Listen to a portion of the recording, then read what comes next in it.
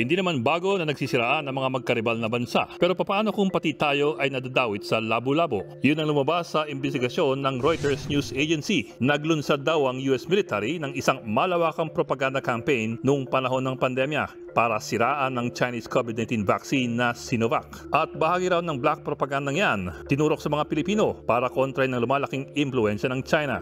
Ang problema, tinaon yan nung pandemic, kung kailan nagkukumahog tayo na makakuha ng bakuna kontra COVID-19. Ang una kasing dumating na bakuna ay 600,000 doses ng Sinovac, isang mas tradisyonal na bakuna gawa sa inactivated virus. Dumating ito February noong 2021. Tugon ito ng China sa apela ni Noy Pangulong Duterte na i-prioritize ang Pilipinas para sa mga bakuna galing China. At nung dumating ang Sinovac, unahan ng marami na magpabakuna. Ang mga walang diferensya, biglang nagkaroon ng mga comorbidities para lang mauna sa pila.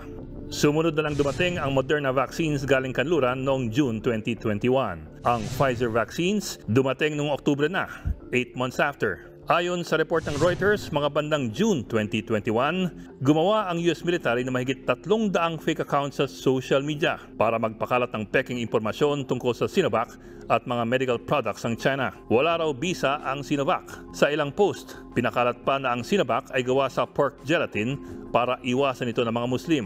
Ang base raw ng operations nito nasa MacDill Air Base sa Tampa, Florida. Ano naman ang pinagmulan nito? Layon daw ng kampanya ng US military na i-discredit ang Sinovac vaccine para kontra ng lumalaking impluensya ng China sa mga bansa gaya ng Pilipinas. Ganti rin daw ito sa sariling disinformation campaign ng China laban sa US. Pinapakalat daw kasi ng China na sa US nanggaling ang COVID-19 virus. Nag-leak lamang daw ito sa US Army Biological Research Facility sa Fort Detrick sa Maryland at dinala ng isang Amerikanong sundalo sa Wuhan, China para sa isang military sports competition.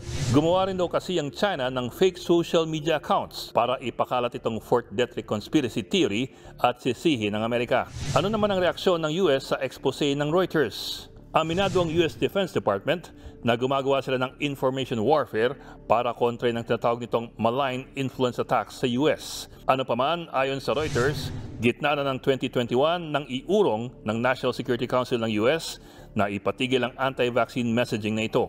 Dati na nagbabangga itong mga higanteng superpowers. Problema nila yan. Pero minsan, tayo ang naiipit.